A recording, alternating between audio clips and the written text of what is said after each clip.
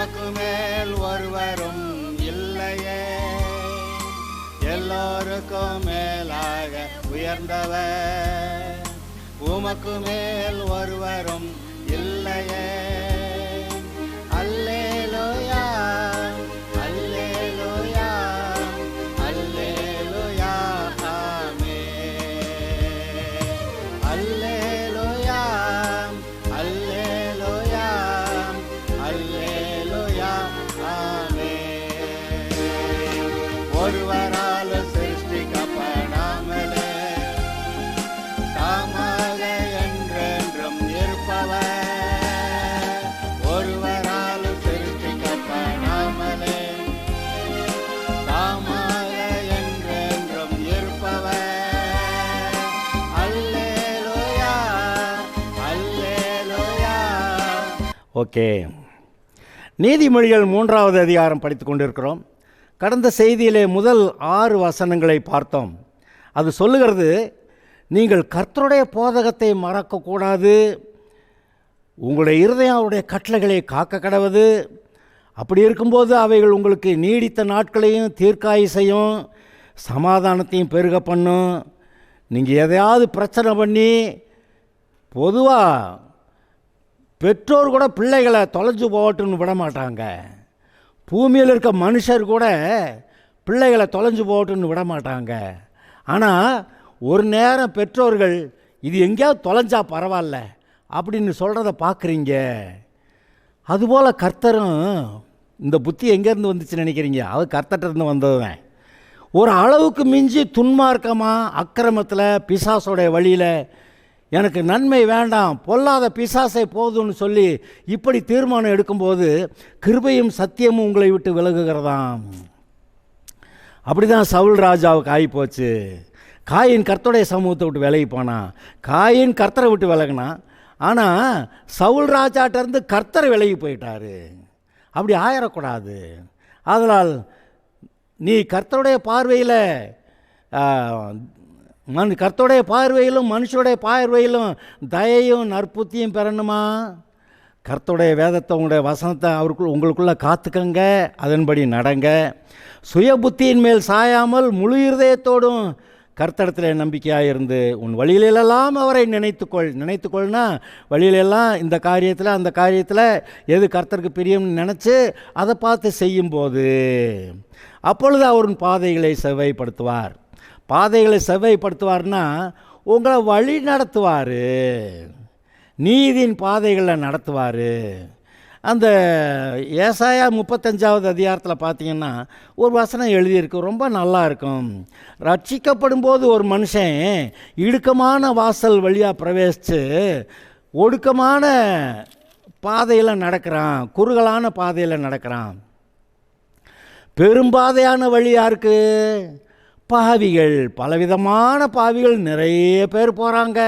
அதனால் அவங்க போகிறது நரகம். பாவிகள் எங்கே நரகம் தான் போவாங்க.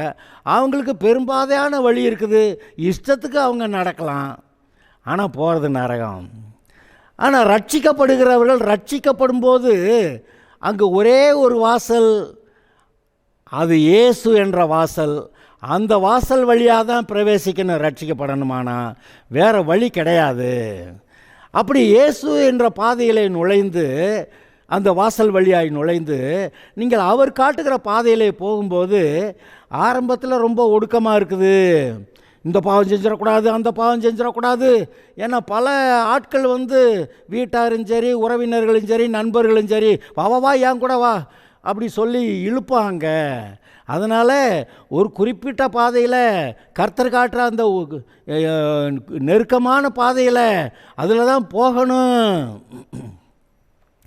ஆனால் காலப்போக்கில் இந்த பாவத்தையும் வேண்டான்றுவோம், அந்த பாவத்தையும் வேண்டான்றுவோம்.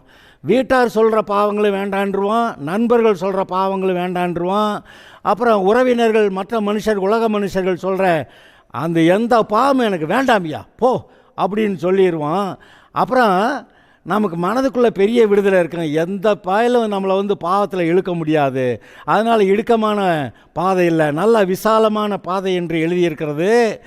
அதை பற்றி தான் ஏசாயா 35 8, 9, 10 வசனங்கள் வாசிக்கிறேன். அங்கே பெரும்பாதையான வழி இருக்கும், பாவிகள் நடக்கிற வழி இல்லைங்க. நீதிமான்கள், கர்த்தருடைய பிள்ளைகள் ஆரம்ப கட்டங்களில் இந்தந்த பாவத்தில் இருந்தெல்லாம் விலகி தன்னை காத்து கொண்டவர்கள் கடைசியில் போக போக போக அங்கே என்ன ஆகிருதான், அந்த பாதை பெரும்பாதையான வழி இருக்கும். அது பரிசுத்த வழி என்னப்படும். திருட்டுள்ளவன் அதில் நடந்து வருவதில்லை. அந்த வழியில் நடக்கிறவர்கள் பேதையராயிருந்தாலும் திசை கெட்டு போவதில்லை. அங்கே சிங்கம் இருப்பதில்லை, துஷ்ட மிருகம் அங்கே போவதுமில்லை, அங்கே காணப்படவும் மாட்டாது. மீட்கப்பட்டவர்களே அதிலே நடப்பார்கள். கர்த்தரால் மீட்கப்பட்டவர்கள் திரும்பி ஆனந்த களிப்புடன் பாடி சீயோனுக்கு வருவார்கள். நித்திய மகிழ்ச்சி அவர்கள் தலையின் மேல் இருக்கும். சந்தோஷமும் மகிழ்ச்சியும் அடைவார்கள். சஞ்சலமும் தவிப்பும் ஓடிப்போம். அங்கே என்ன போட்டிருக்கு பார்த்தீங்களா? கர்த்தரால் மீட்கப்பட்டவர்கள் ஆனந்த களிப்புடன் பாடி சீயோனுக்கு வருவார்கள். நீங்கள் மட்டும் இல்லை, உங்களோட இன்னொரு கூட்டம், ரட்சிக்கப்பட்ட கூட்டம் சீயோனுக்கு போகலாம், பரலோகம் போகலாம், கர்த்தர்ட்ட போகலான்னு சொல்லி ஆடி பாடி அங்கே சொல்லப்பட்டிருக்கிறது. ஆனந்த களிப்புடன் பாடி சீயோனுக்கு வருவார்கள். நித்திய மகிழ்ச்சி அவர்கள் தலையின் மேல் இருக்கும். சந்தோஷமும் மகிழ்ச்சி அடைவார்கள். சஞ்சலமும் தவிப்பும் ஓடிப்போம் என்று எழுதியிருக்கிறது. எந்த பாதைங்க? கர்த்தருடைய வார்த்தைகளை நம்முடைய இருதயத்தில் வைத்து காத்து கொண்டு வழிகளிலெல்லாம் அவரை நினைத்து அவர் சொல்லுகிறது போல சரியான தீர்மானங்களை எடுத்து வாழ்க்கையிலே முன்னேறும்போது உன் பாதைகளை செவ்வாய்ப்படுத்துவார் என்று எழுதியிருக்கிறது. அப்படி தான் இருக்கிறோமா? நம்முடைய வாழ்க்கையை கொஞ்சம் நிதானித்து பார்க்கலாம். இப்போ எங்கெங்கே ஏதாவது மிஸ்டேக் இருக்குது, நம்ம மிஸ்டேக்குன்னு தான் சொல்லுவோம், அவர் குற்றம்னு சொல்லுவார் அல்லது பாவம்னு சொல்லுவார். நம்ம கொஞ்சம் மாறினா கூட இன்றைக்கி நீண்ட தூரம் போகிற பாதையில் நேராக போகாமல் கொஞ்சம் தான் அப்படி திரும்பினா கொஞ்சம் தான் திரும்பின மாதிரி தெரியும். கொஞ்சம் நேரம் கழித்து பார்த்தா அந்த நம்ம போக வேண்டிய பாதையில் ரொம்ப தூரம் விலகி போயிருப்போம்.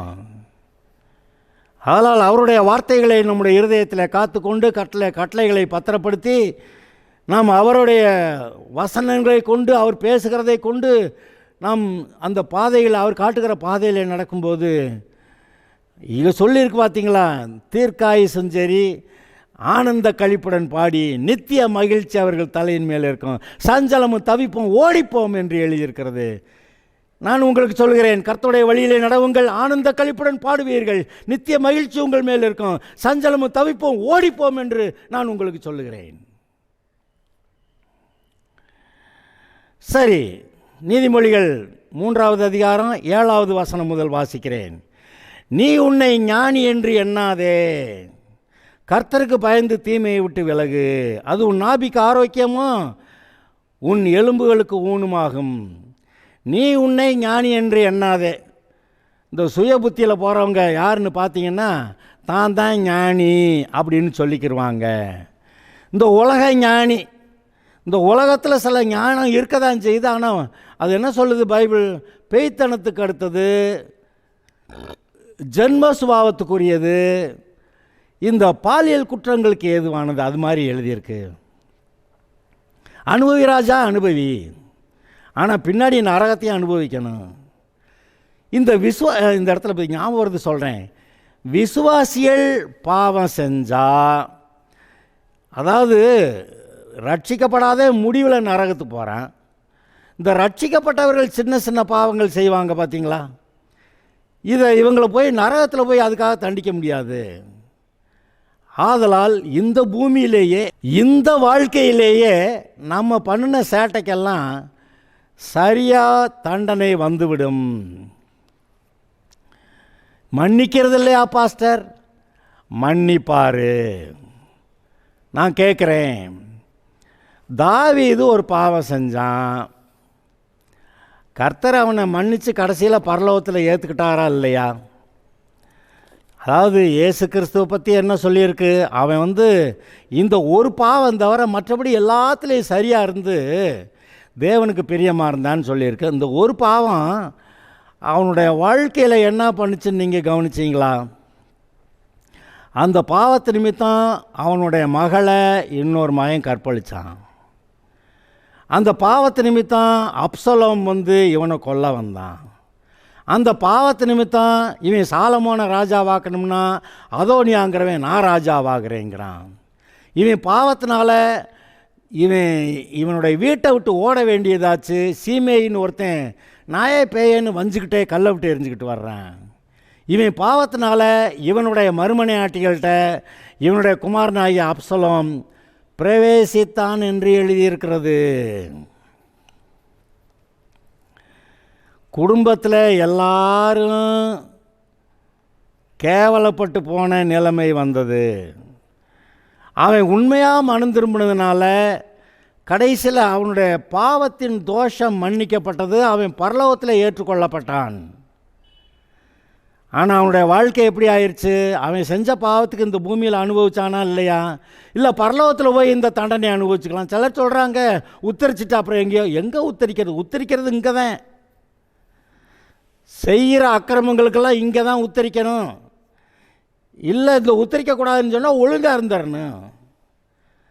நீங்களும் நானும் எந்த தப்பு பண்ணாலும் கர்த்தர் ஒத்துக்கிற மாட்டார்.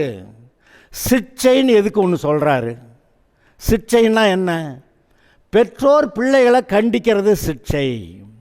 டேய் அப்படின்னோடனே பயந்துட்டான்.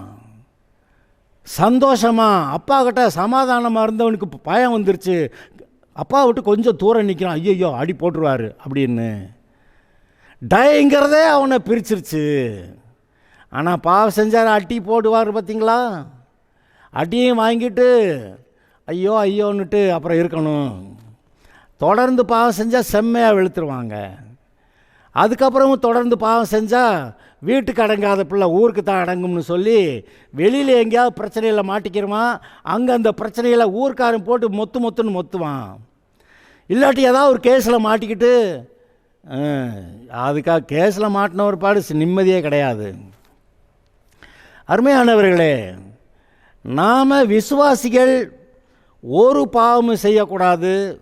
செஞ்சால் அதுக்கான சிட்சை கர்த்தர் சிட்சிக்கிறாரு. அது பின்னாடியே 2 வரி வருது, நான் அதை பற்றி அப்புறம் சொல்கிறேன். அவருடைய சிட்சையை அற்பமாய் எண்ணாதே. சரி, அதை விட்டுருவோம். இப்போ நம்ம இங்கே போகலாம். நீ உன்னை ஞானி என்று எண்ணாதே, கர்த்தருக்கு பயந்து தீமையை விட்டு விலகு. நான் தான் ஞானி, எனக்கு எல்லாம் தெரியும். இந்த நான் தான் ஞானின்றவங்க, நான் தான் எல்லாத்துலேயும் சரியாக இருக்கேன்றவங்க, இவங்க என்ன செஞ்சிருவாங்க? சுய நீதியை பற்றி கொள்வார்கள். கர்த்தர் கொடுக்குற நீதி அதை ஏற்றுக்கிறாம இவங்க சுய புத்தியில் சுய ஞானத்தில் இருந்துக்கிட்டு அவன் சரியில்லை, இந்த அரசாங்கம் இதில் சரியில்லை, அந்த மந்திரி அதில் சரியில்லை, இந்த அதிகாரி இதில் சரியில்லை, இந்த வாத்தியார் இதில் சரியில்லை, இந்த பிள்ளைகள்லாம் இப்படி ஊர் பிள்ளைகள்லாம் இப்படி மோசம், தான் பிள்ளைகள்லாம் யோக்கியமாக மீதி எல்லாருமே சரியில்லையாம் அப்படி சொல்லுவாங்க. நீ உன்னை ஞானி என்று எண்ணாதே. ஞானின்னு நீங்கள் நினச்சிட்டீங்க, கர்த்தரை விட்டு தூர போயிட்டீங்கன்னு அர்த்தம். கர்த்தர் கொடுக்குற ஞானம் இல்லாமல் நீங்கள் ஞானத்தை உண்டாக்கிட்டீங்க. அது உலக பிரகாரமான ஞானம். கர்த்தருக்கு பயந்து தீமையை விட்டு விலகு. அப்படி உன்னை ஞானி என்று எண்ணாமல் கர்த்தருக்கு பயந்து தீமையை விட்டு விலகும்போது அது உன் நாபிக்கு ஆரோக்கியமும் உனக்கு ஆரோக்கியமும் உன் எலும்புகளுக்கு ஊனுமாகும். இங்கே பாருங்க, எலும்புகளில் தான் அந்த சிவப்பு அணுக்கள் உண்டாக்கக்கூடிய மஜ்ஜைங்கிற ஒரு பொருள் இருக்குது. ஒவ்வொரு 120 நாள்லையும் நம்முடைய சரீரத்தில் இருக்க சிவப்பு அணுக்கள்லாம் அது அழிக்கப்பட்டு புதிய சிவப்பு அணுக்கள் உண்டாகின்றன. இந்த சிவப்பு அணுக்கள் இந்த எலும்பு மஜ்ஜையில் தான் உண்டாகுது. அது காஞ்சு வச்சுன்னா எப்படி இருக்கும்? அதை நீங்கள் யோசித்து பாருங்கள். இந்த நீ உன்னை ஞானி என்று எண்ணாமல் கர்த்தருக்கு பயந்து தீமையை விட்டு விலகும்போது அது உன் சரீரத்துக்கு ஆரோக்கியத்தையும் உன் எலும்புகளுக்கு ஊனுமாகும். உன் எலும்புகளுக்கு அது ஒரு நல்ல சாப்பாடாக இருக்கும். உன் எலும்புகள் சுகமாக இருக்கும். உன் எலும்புகள் சுகமாக இருந்தால் தான் உன் எலும்புக்குள்ளே இருக்கக்கூடிய அந்த மஜ்ஜை அது சிவப்பணுக்களை உண்டாக்குதுன்னு சொல்கிறோமே, அது புது ஒரு 120 நாட்களுக்கு ஒரு தடவை இந்த ரத்தமெல்லாம் மாறுது, புது ரத்தம் வருகிறது. புது ரத்தம் வர்றது எதுக்கு? ஒரு புது பலன் கொடுக்கறதுக்காக. அப்போ ஒரு மனுஷன் தன்னை ஞானி என்று நினைத்து கொண்டு கர்த்தருக்கு பயப்படாமல் இவன் தீமையான காரியங்கள் நுழையும் போது இவனை அறியாமலேயே ஒரு சிக்னஸ் அவனுக்குள்ளே வருகிறது. இவன் அறியாமலேயே ஒரு வியாதி அவனுக்குள்ளே வந்து விடுகிறது. அவனுடைய எலும்புகள் காய்ந்து போய் விடுகிறது. அவனுடைய எலும்புகளுக்குள்ளே இருக்க மஜ்ஜை உலர்ந்து போகிறது. ஆதலால் புதிய ரத்தம் உண்டாகாது. பார்த்தா என்னப்பா கையெல்லாம் வெளுத்து போயிருக்குது அப்படின்னு சொன்னால் அங்கே சிவப்பு அணுக்கள் எண்ணிக்கை குறைந்துருது. ஹீமோகுளோபின் கான்டென்ட் குறைஞ்சி போச்சுன்னு சொல்லுவாங்க. சோகை பிடிச்சிருச்சுன்னு சொல்லுவாங்க. எங்கே ஆரம்பித்து எங்கே போய் முடியுது பாருங்க.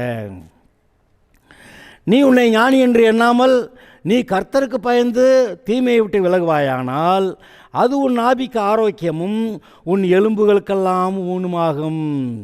புது ரத்தம் உண்டாகிக்கிட்டே இருக்கும். அதாவது இந்த பாவியான மனுஷன் ஒரு காலகட்டம் வரைக்கும், வாலிபம் வரைக்கும் அவன் நல்லா வளர்றான், திடகாத்திரமாக இருக்கான், ஸ்ட்ராங் ஆகிக்கிட்டே இருக்கான். அப்புறம் இந்த வாலிப வயது வந்தோடனே அதுக்கப்புறம் கண்ட பாவம் செய்ய தோணுது. பார்த்திங்களா? இந்த பெற்றோருடைய கட்டுப்பாட்டை விட்டுட்டு இவங்களாம் வாலிபத்தில் வந்துட்டேன், நான் என் இஷ்டத்துக்கு நான் தீர்மானிக்கிறேன்னுவாங்க. அப்புறம் சில கொஞ்சம் கொஞ்சமாக பாவ இச்சைகளில் போய் அந்த பாவத்தில் போய்கிட்டே இருக்கிறப்ப அப்புறம் வயசாகிக்கிட்டே போகுது. அது வாலிபம் வர வரைக்கும் நல்ல பூஸ்டர் டோஸ் அடித்த மாதிரி நல்ல திடகாத்திரமாக பலசாலியாக வந்துக்கிட்டே இருக்கான். அந்த வாலிப வயது வந்தது தான் பிறகு பார்த்தீங்க அப்புறம் பாவம் பெருகிக்கிட்டே போகுது. அப்புறம் வயசாகிக்கிட்டே போகுது, பலன் குறுகிக்கிட்டே போகுது, வியாதி வந்துக்கிட்டே இருக்குது, பலவீனம் அதிகரிச்சுக்கிட்டே இருக்குது. என்னையாது ஏன் இதை ஒருத்தருக்கும் தெரியாதா? தெரியும். ஆனால் பாவ ஆசை இதையெல்லாம் சிந்திக்க விடாமல் தடுக்குது. உன் நாவிக்கு ஆரோக்கியமும் எலும்புகளுக்கு ஊனுமாகும். கர்த்தருடைய வழிகள், கர்த்தருடைய வார்த்தைகள். இந்த சிறு பிள்ளையாக இருக்கும்போது ஏன் நல்லா இருக்காங்க? சிறு பிள்ளைகள்கிட்ட ஒரு இன்னசென்ஸ் இருக்குது. அவங்க முகத்தை பார்த்தா அழகாக இருக்கும். ஏன்னா அவங்க இன்னும் ரொம்ப, அதாவது பொல்லாத காரியங்களை ரொம்ப கற்றுக்கிறல. ஆனால் சில பிள்ளைங்க சின்ன வயசில் எவ்வளோ சூதுவாதாக இருக்குன்னு பாருங்கன்னு சொல்லுவாங்க. சூதுவாது எல்லாம் சரியில்லை. அது அவங்க சின்ன வயசுலேயே கெட்டு போகிறாங்கன்னு அர்த்தம். பிஞ்சில் பழுக்கிறாங்கன்னு சொல்லுவாங்க. அது மாதிரி ஆகக்கூடாது. சின்ன வயசில் அப்பா அம்மா பேச்சை கேட்டு ஒழுங்காக இருக்கும்போது அவங்க மனசாட்சி நல்லா இருக்குது, அதனால் முகம் பிரகாசமாக இருக்குது, பார்க்க அழகாக இருக்காங்க, நல்லா திடகாத்திரமாக வளர்ந்து பெரிய ஆளாவாங்க. சீக்கிரமாக அவங்க வளர்ந்து பெரிய ஆளாக நல்லா ஒரு தைரியசாலியாக பலசாலியாக எல்லா காரியங்களையும் நல்லா தீர்க்கமாக சிந்தித்து சரியான தீர்மானம் எடுக்கக்கூடிய திறமைசாலியாக இருக்காங்க. அவங்க நல்லா படிக்கிறாங்க, நல்ல வேலைக்கு போகிறாங்க, வேலைகளை நல்லா கவனிக்கிறாங்க, அங்கே வேலை பார்க்குற இடத்துல கூட நல்ல பேர் வாங்கிடுறாங்க. ஆனால் வாலிபம் வந்து இப்படி நல்லா ஆகிறப்ப இந்த பிசாசு வந்து நீ ஏன் கூட வான்னு சொல்லி கூப்பிட்டுக்கிட்டு இருக்கிறான். அப்புறமேல் இவங்க பல பாவங்களில் நுழைஞ்சு அதில் நுழைஞ்சு இதில் நுழைஞ்சு தங்களுடைய மனதை கெடுத்து சூதுவாதுகளை உண்டாக்கி ரகசிய பாவங்களில் ஈடுபட்டு இந்த ரகசிய பாவங்கள்லாம் என்ன செஞ்சிருது, இவங்களை அறியாமையே இவங்களுக்குள்ள ஒரு வயதாகிற ஓல்டேஜ் ஸ்டார்டிங் டு செட்டின் வயதாகிற காரியங்கள் ஆரம்பித்து விடுகின்றன. பாவங்கள் பெருகும்போது வயதாகிற காரியங்கள் ஆரம்பித்து விடுகின்றன. காலேப் யோசுவா 2 பேரும் பாருங்கள், 40 வருஷம் வனாந்திரத்தை சுற்றி தெரிஞ்ச பிறகும் கூட கடைசியில் காலேப் சொல்கிறான், அன்னைக்கு இருந்த பலன் இன்னைக்கு எனக்கு இருக்குது அப்படின்னு சொல்கிறான். எப்படியா? அவன் புத்தி நல்லா இருந்துச்சு, பாவத்துக்கு அவன் இடம் கொடுக்கல, கர்த்தருடைய வார்த்தையை மாத்திரம் தன்னுடைய இருதயத்தில் காத்துக்கிட்டான், அதனால் அவனுக்குள்ள ஒரு பலன் இருந்துச்சு, அவன் நல்லா இருந்தான். நான் சொல்லுகிறேன், இப்போ வாலிப வயது ரொம்ப முக்கியம்னு சொல்லுவாங்க. ஏன்? வாலிப வயதில் நீ கர்த்தரை பற்றிக்கொள். என் வாலிப பிராயத்திலே உன் சிருஷ்டிகரை நினை. வாலிப பிராயத்தில் சிருஷ்டிகரை நினைன்னு கர்த்தர் சொல்கிறாரு. இவன் சொல்கிறேன், வாலிப வயதில் வாழ்க்கையை என்ஜாய் பண்ணாமல் என்ன இப்படி பண்ணிக்கிட்டு இருக்கிற அப்படின்னு 10 பேர் ஊர் உலகத்தில் வந்து உங்ககிட்ட பேசுவேன். நீங்கள் லூஸு மாதிரி நிற்குவீங்க. ஆனால் லூஸு மாதிரி நிற்கக்கூடாது. ஏன்னா நீங்கள் தான் கர்த்தரோட கூட இருக்கீங்க. இப்போ அப்பாலே போ சாத்தானே நான் அவன்கிட்ட சொல்லிவிட்டு நீங்கள் கர்த்தருடைய வழியில் செவ்வையாக நடக்கும்போது நான் சொல்கிறேன், வாலிப பிள்ளைகள் வாலிப பையன்கள் கர்த்தரை தேடணும்னு போட்டிருக்கு. இன்றைக்கி சில மேலை நாடுகளில் சில சர்ச்சை நீங்கள் போய் பார்த்தீங்கன்னா வயசானவங்களாக உட்கார்ந்துருக்குறாங்க. அதாவது டிவியில் காட்டுவாங்க, அந்த சர்ச்சு முழுசும் காட்டுவாங்க, அங்கங்கே கொஞ்சம் ஃபோக்கஸ் பண்ணியும் காட்டுவாங்க. அங்கே பார்த்தா வயசான பாட்டி தாத்தாக்களாக உட்காந்துருக்காங்க. எங்கடா போனாங்க இந்த வாலிப பிள்ளையெல்லாம்? வாலிப பிள்ளையெல்லாம் ஊர் சுற்றுது, வாழ்க்கையை என்ஜாய் பண்ணுறேங்குது. அங்கே போனால் வீக்கெண்டுக்கு இங்கே போகலாம், இங்கே போனால் அந்த வீக்கெண்டுக்கு போகலாம், அங்கே போய் கும்மாளம் அடிக்கலான்னு அதுக்கேற்ற ஆள்களை சேர்த்துக்கிட்டு அங்கே போய் கும்மாளம் அடிச்சுட்டு கடைசிக்கு வாழ்க்கையில் பிற்காலங்களுக்கு தேவையான கொஞ்சம் பணம் கூட சேர்த்து வச்சுருக்க மாட்டாங்க. வார வாரம் அவங்களுக்கு சம்பளம் கொடுப்பாங்க, அவங்க வார வாரம் அதை செலவு பண்ணுவாங்க. ஆனால் நம்ம ஊர்லேருந்து போகிறானே வெளிநாட்டுக்கு, அவன் போய் எப்படியாவது கொஞ்சம் கொஞ்சமாக காசு சேர்த்து ஒரு வீடு வாங்கிவிடுவான். அதை பார்த்து அவங்களுக்கு இவங்க மேலே ரொம்ப கோபமாக ஆத்திரமாக இருக்கும். இவன் மட்டும் வீடு வாங்கி எந்த நாட்டிலே கடந்து வந்து இங்கே வீடு வாங்கிவிட்டான்டா. ஏன்னா இவனுக்கு கொஞ்சம் புத்தி இருந்துச்சு, அவங்க புத்தி கட்டு போய் அலைகிறாங்க. இவங்க சர்ச்சில் உட்கார்ந்துருக்க வேண்டிய காலத்தில், கர்த்தருடைய சமூகத்தில் உட்கார்ந்துருக்க வேண்டிய காலத்தில், கர்த்தருக்கு காத்திருக்குதல் புது பலனை தரும்னு சொல்லி, அது உங்களுக்கு ஞானத்தை கொடுக்கும்னு, உங்களுக்கு முகத்தில் பிரகாசத்தை கொடுக்கும்னு, உங்களுக்கு பலனை கொடுக்கும்னு சொல்லும்போது, இவங்க இந்த வாலிப வயதில் தங்களுடைய பலனை எல்லாம் வேற எங்கேயோ செலவு பண்ணுறாங்க. அதாவது லேமுவேல்னு ஒரு மனுஷனுக்கு அவங்க தாய் சொல்கிறாங்களாம். அதை ஒருவேளை அது சாலமோனாக இருக்கும்னு நினைக்கிறாங்க. லேமுவேலுக்கு அவனுடைய தாய் சொன்னது, ஸ்திரீகளுக்கு உன் பலனை கொடாதே. அம்மாக்காரி சொல்லியிருக்கா மகன்கிட்ட, ஸ்திரீகளுக்கு உன் பலனை கொடாதே. ஆனால் இவன் என்ன செஞ்சான்? இவன் எவ்வளோ பெரிய ஞானியாக இருந்து பைத்தியக்காரனாக நடந்தான்னு போட்டிருக்கு. அவன் எவ்வளோ நல்லா இருந்திருக்க முடியும்? கர்த்தர் எவ்வளோ ஆசீர்வதிச்சார். இன்றைக்கு நான் சொல்லுகிறேன், வாலிப பிள்ளைகளே, வாலிப பையன்களே, கேளுங்கள், கர்த்தர் உங்களை ஆசீர்வதிக்கிறார். அவருடைய ஆசீர்வாதத்தை விட்டு விலகாதே. அவருடைய வார்த்தைகளை உன்னுடைய இருதயத்திலே பத்திரப்படுத்து, கட்டளைகளை பத்திரப்படுத்து, உன் வழியிலெல்லாம் அவரை நினைத்துக்கொள். அவர் என்ன சொல்லுகிறார் என்று கேட்டு அதன்படி தீர்மானம் எடு. அப்பொழுது நீ ஓய்வு நாளில் நீ சபைக்குள்ளாக காணப்படுவாய், கர்த்தருடைய பிரசன்னத்திலே காணப்படுவாய். கர்த்தருடைய வசனம் உனக்கு இன்பமாயிருக்கும், கர்த்தருடைய வசனம் உன்னை நடத்தும், கர்த்தரின் மேல் பிரியமாயிருப்பார். அவருடைய பார்வையிலே நீ தயை பெறுவாய், அதன் நிமித்தம் மனுஷருடைய பார்வையிலே நீ தயை பெறுவாய். பாருங்க, அப்படி ஒரு தயை பெற்றவனாக இருந்தான் இந்த யோசேப்பு. வாலிப வயதில் அவனை பாவம் செய்ய வைக்கிற அங்கே ஒரு காரியம் நடந்தது. போத்திபாரோடைய மனைவியை சரசம் பண்ண வந்துட்டான். ஆளை விட்டால் போதுன்னு வஸ்திரத்தை விட்டு ஓடி போனான்னு போட்டிருக்குது. கர்த்தருக்குள்ளாக தன்னை காத்து கொண்டான். ஒவ்வொரு நேரத்திலையும் ஒவ்வொரு தீர்மானம் எடுக்கும் போதும் கர்த்தருக்கு பிரியமா, தேவனுக்கு விரோதமாய் பாவம் செய்வது எப்படி என்று கேட்டுக்கொண்டு அவன் ஓடி போனான். அதனால் பார்த்தீங்கன்னாக்க அது நிமித்தம் அவனுக்கு ஜெயில் வந்துச்சு. ஆனால் ஜெயிலில் 2 வருஷம் இருந்தான் பாருங்க. பின்னாடி நேராக ஒற்றே தூக்கி பார்வோனே கூப்பிட்டு விட்டு அரசாங்கத்தில் நீ கவர்னராரு, அதாவது பிரைம் மினிஸ்டர்னு சொல்லலாம், அது கவர்னர்னு சொல்லலாம். ஏன்னா தேசமே இவன் கண்ட்ரோலில் வந்துடுது. அப்படி செஞ்சார். அருமையானவர்களே, வாலிப வயது மிகவும் முக்கியமானது. இதில் சரியாக இருக்கிறவங்க வாழ்நாளெல்லாம் நல்லா இருப்பாங்க. கர்த்தர் ஏன் உன் வாலிப பிராயத்தில் சிருஷ்டிகரை நினைன்னு சொன்னார்? வாலிப பிராயத்தில் வாழ்க்கையை அனுபவிக்காமல் சிருஷ்டிகரை நினச்சா என்னத்துக்காகிறது? உங்கள் சித்தாந்த வேதாந்தமெல்லாம் அப்புறமேல் பார்க்கலாம் ஐயா அப்படின்னு சொல்கிறாங்க. ஆனால் அவங்க சீக்கிரம் அடிபட்டுறாங்க.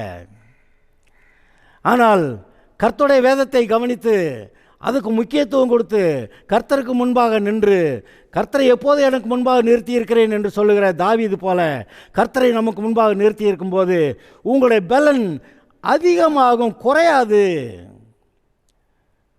உங்களுடைய வாலிபத்தில் உண்டான அந்த பலன் குறையாது. இந்த வாலிப வயதில் இன்றைக்கி சில பையன் நிறையாவே பாயிருச்சு. தங்களுடைய பலனை சுய இன்பத்திலே தங்களுடைய பலனை செலவழித்து விட்டு திருமணமான பிறகு குடும்பத்திலே மனைவியை திருப்திப்படுத்த முடியாத, சந்தோஷப்படுத்த முடியாத, குடும்பத்தை சந்தோஷப்படுத்த முடியாத பலவீனர்களாக இருக்கிறார்கள் என்று அது தெரியாதா? இங்கே என்னென்ன மருந்து மாயம் விற்கிறாங்கன்னு பாருங்கள். டிவியில் திருநாக்கா அங்கே ஒருத்தன் பேசிக்கிட்டே இருக்கான், எப்போ பார்த்தாலும் எப்படி சரீரத்தில் பலன் அடைகிறதுன்னு. ஏன்னா சரீர பலனெல்லாம் விட்டுட்டாங்க. சரீரத்தில் பலனை, ஸ்திரீகளுக்கு உன் பலனை கொடாதேன்னு சொல்லி லேமுவேலுக்கு சொல்லப்பட்டதாக அங்கே நீதிமொழிகள் புஸ்தகத்தில் பின்னாடியே வருது. அருமையானவர்களே, அதாவது தேவன் கொடுக்குற ஒரு பலன் ஒரு டேமில் தண்ணி தேக்கி வைக்கிற மாதிரி, அது உடச்சிட்டு போனால் ஊரெல்லாம் அழிச்சிரும். ஆனால் டேமை நல்லா கட்டி தேவையான அளவுக்கு தண்ணீரை திறந்து விட்டால் எவ்வளோ பகுதிகளில் குடிக்கிறதுக்கு தண்ணி கிடைக்கும், எவ்வளோ பகுதிகளில் விவசாயத்துக்கு தண்ணி கிடைக்கும். அந்த டேம் தண்ணி அந்த தேசத்துக்கு ஆசீர்வாதமாக இருக்கும். ஆனால் டேம் உடஞ்சி போச்சுன்னா தேசம் அழிஞ்சு போயிடும். இன்றைக்கும் கூட உங்களுக்குள்ளே இருக்கக்கூடிய பலன், வாலிபத்தின் பலன், அது உங்களுக்குள்ளே ஒரு டேமில் தண்ணி தேக்கி வச்சிருக்கிற மாதிரி அதை சரியான விதத்தில் செயல்படுத்தும் போது அது உங்களுக்கு மிகுந்த ஆசீர்வாதமாக இருக்கும். ஆனால் அதையே தாறுமாறு இந்த பக்கம் போய் இன்பத்தை பார்க்குறேன், அந்த போய் இன்பத்தை பார்க்குறேன்னு போனால் கெட்டு நாசமாகிறது தான். அப்புறமேல் வாழ்நாளெல்லாம் மாத்திரை மருந்து, சாப்பாடு கும்பிட்டு மாத்திரை நிறையா டெய்லி. என்னங்க இது கொடுமையாக இருக்குது. சில ஆளுங்க, வயசான ஆளுங்க பார்த்தீங்கன்னாக்கா சாப்பாட்டை விட மாத்திரை அதிகமாக இருக்குது. என்ன நடக்கிறது அங்கே? எல்லாம் புத்தி கெட்டு போய் ஆரம்பத்தில் எல்லா தப்பும் பண்ணிவிட்டு சரீர பலன்லாம் ஒடுங்க வச்சுட்டு அப்புறமேலு அப்புறம் போக வேண்டியதேன். புத்தி கெட்டு போனால் அப்புறம் எங்கே போகணும்? சீக்கிரமாக போகிறது தான். இந்த மாதிரி சொன்னால் கோவிச்சுக்கிடுவாங்க. செய்கிறதெல்லாம் செஞ்சு விட்டா அப்புறம் அப்படித்தான் ஆகும்னா, கர்த்தரே நீ பழத்தை தின்னதுனால உன் நிமித்தம் நீ சபிக்கப்பட்டிருப்ப, நெற்றி வேர்வை சிந்தி தான் நீ சாப்பிடணும், உன் நிமித்தம் பூமி சபிக்கப்பட்டிருக்கும், அது தன் பலனை கொடாதுன்னு சொன்னால் இப்போ கர்த்தர் மேலே கோவிச்சுக்கிறதா? அப்படி செய்ய முடியாது. அருமையானவர்களே, வாலிப வயதிலே உங்களுக்கு புத்தி இருக்க கடவுது. கர்த்தர் பைபிளை வாசிக்க சொல்கிறாரு, இதை கவனின்றாரு, என் போதனையை கவனின்றாரு, கட்டளைகளை பத்திரப்படுத்துங்கிறாரு. இந்த வசனத்தை கண்டுபிடிக்கிறவர்களுக்கு அது உடலுக்கெல்லாம் ஆரோக்கியங்கிறாரு, அது அவர்களுக்கு ஜீவன் உண்டாக்கும்ன்றாரு. எவ்வளவு காரியங்கள் இருக்கிறது.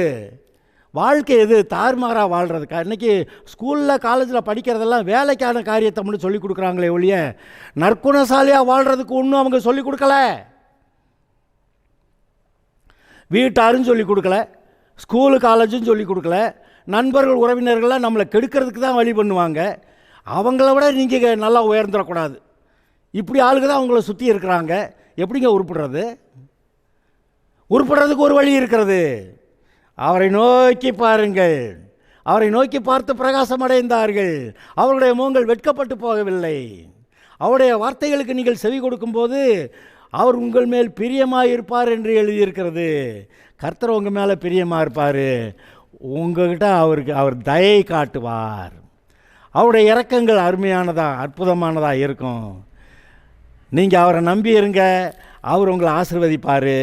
எங்க அடுத்து இன்னொரு வசனத்தை, இன்னும் 2 வசனத்தை வாசிச்சிட்றேன். உன் பொருளாலும் உன் எல்லா விளைவின் முதற் பலனாலும் கர்த்தரை கனம் பண்ணு. கர்த்தரை எப்படி கனம் பண்ணுறது? சம்பாரிச்சதெல்லாம் முதல்ல அதுக்கு செலவு பண்ணி, இதுக்கு செலவு பண்ணி, அதுக்கு செலவு பண்ணிட்டு கடைசியில் கர்த்தருக்கு ஒரு இந்த 10 ரூபாயை போடு, அப்படி இல்லைங்க. முதலாவது நான் சம்பாதத்தில் முதலாவது ஒரு பங்கு கர்த்தருக்குன்னு முதல்ல எடுத்து வைக்கும்போது கர்த்தரை நீங்கள் கர்த்தருக்கு முதலிடம் கொடுக்குறீங்க, கர்த்தரை கனம் பண்ணுறீங்க. அதனால் என்ன நடக்கணும்னு போட்டிருக்கிறாரு, உன் பொருளாலும் உன் எல்லா விளைவின் முதற் பலனாலும் கர்த்தரை கனம் பண்ணு, அப்பொழுது உன் களஞ்சியங்கள் பூரணமாய் நிரம்பும். முன்னெல்லாம் வருஷத்துக்கு தானிய சாப்பாடுக்கு எடுத்து வைப்பாங்க. காலம் மாறி போச்சுங்க, பாவம் பெருகி போச்சுங்க. இப்போ மாதத்துக்கு தான் வாங்குகிறாங்க. மாத சம்பளம்னா மாதத்துக்கு மட்டும்தான் வாங்குவாங்க. முன்ன காலங்களில் வருஷத்துக்கு அந்த வெள்ளாமை அறுத்து எடுத்து வச்சோம்னா வருஷத்துக்கு கவலை இல்லைன்னு இருப்பாங்க. பாவம் பெருகியது, இப்போ மாதத்துக்கு வாங்குகிறாங்க. இன்னும் பாவம் பெருகுச்சுன்னா வார சம்பளம் வாங்கி வாரத்துக்கு வாரம் வாங்குவாங்க. இன்னும் பாவம் பெருகுச்சுனாக்கா அன்றாடு காட்சி, அன்னைக்கு சம்பாரித்து அன்னைக்கு சாப்பிட்டு அதோட முடிகிறது. அப்படி போவாங்க. அருமையானவர்களை கவனியுங்கள். உன் பொருளாலும் உன் எல்லா விளைவின் முதற் பலனாலும் கர்த்தரை கனம் பண்ணு, அப்பொழுது உன் களஞ்சியங்கள் பூரணமாய் நிரம்பும், உன் ஆலைகளில் திராட்சரசம் புரண்டோடும், செழிப்பாக இருப்பீங்க என்றாரு. அல்லேலூயா. கர்த்தர் உங்களை ஆசீர்வதிப்பாராக.